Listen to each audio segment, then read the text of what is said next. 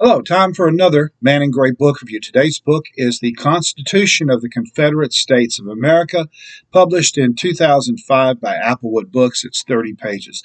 This tiny little book contains the text of the Constitution of the Confederacy.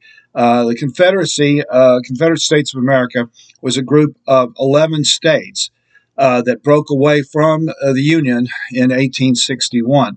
Originally, the Constitution of the Confederacy was ratified by only 7 states: South Carolina, Georgia, Florida, Alabama, Mississippi, Louisiana, and Texas. And then later on, 4 other states ratified it: North Carolina, Virginia, Arkansas, and Tennessee. Now, the striking thing when you read this Constitution is how similar it is to the United States Constitution.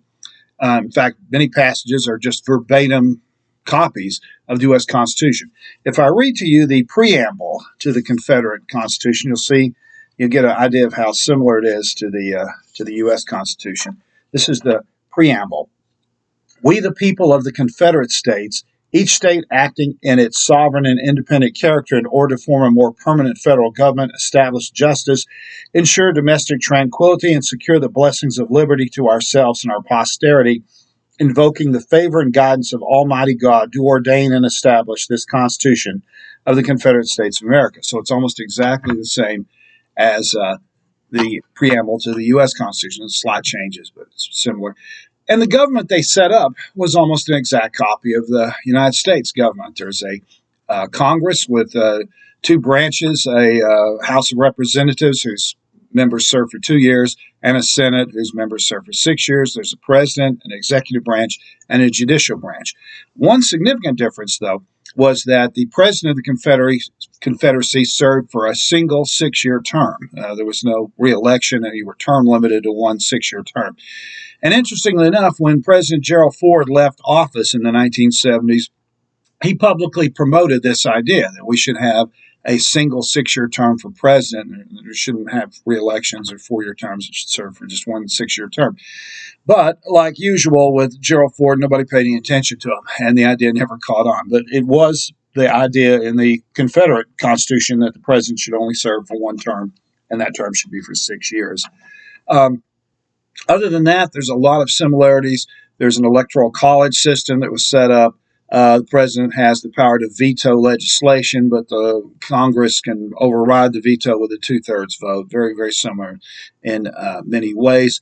Of course, one big distinction is, of course, the way they treated slavery. Of course, one of the paragraphs in here says that any state that becomes a member of the Confederacy has to accept slavery. So, they put slavery into the Constitution.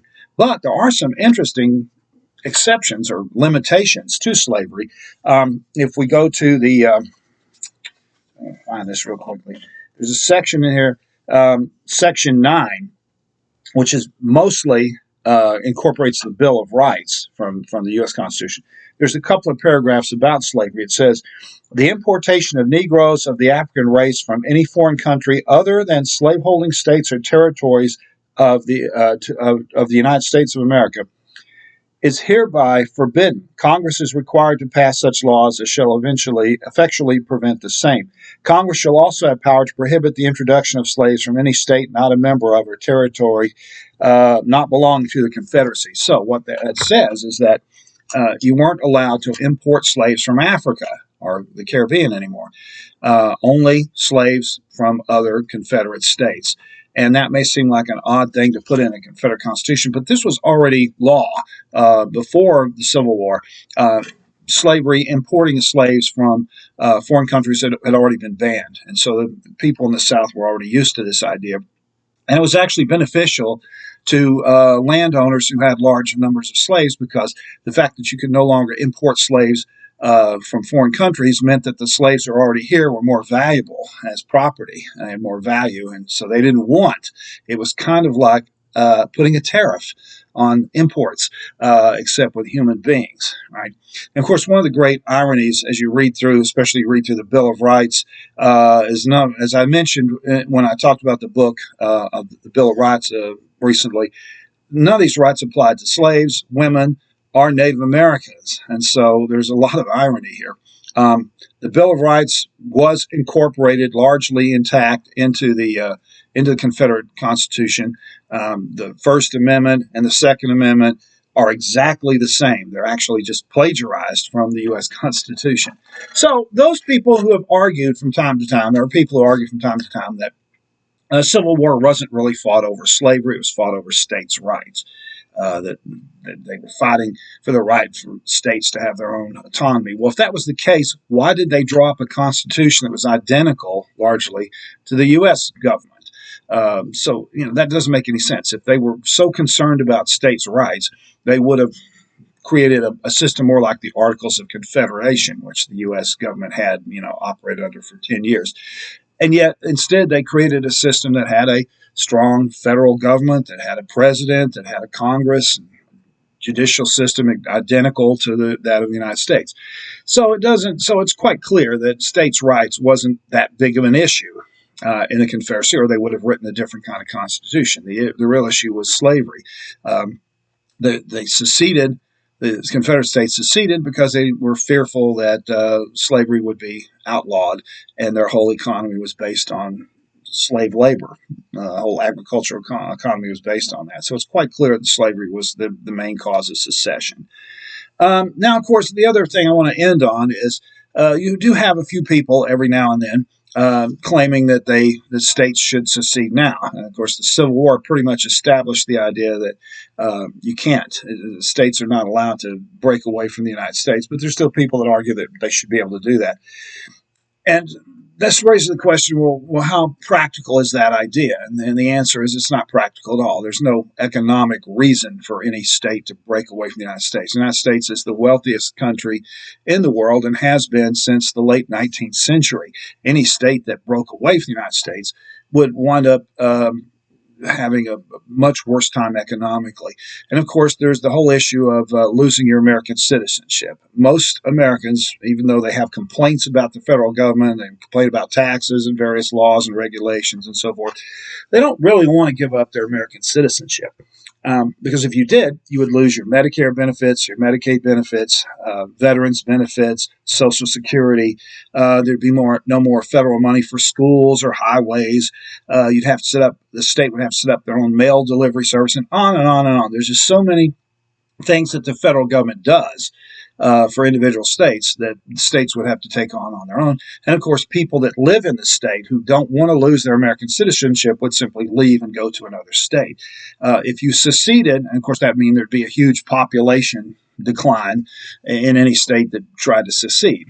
Right? The other thing is if you did secede from the Union, people who lived in that seceding state would have to get a passport to travel to another state. So let's say if Oklahoma left the Union, you'd have to get a passport to go to Arkansas or Texas. And if you wanted to move to another state permanently, you'd have to apply for a green card like any other foreigner would have to.